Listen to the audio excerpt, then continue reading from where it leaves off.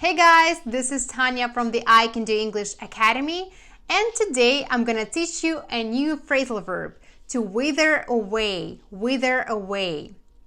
So we can use this phrasal verb to talk about plants and flowers. For example, flowers like these beautiful roses can wither away. It means they become weak and dry and eventually they die.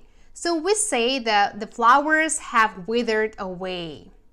We often use this phrasal verb to talk about feelings and other things. Until 2000, the city remained unused and most of it started to wither away until it was turned into a tourist attraction. When we're in our comfort zone too long, things start to actually wither away and die. And in this context, this phrasal verb means to slowly disappear or become weaker or lose importance. For example, public interest in scandal will not wither away anytime soon.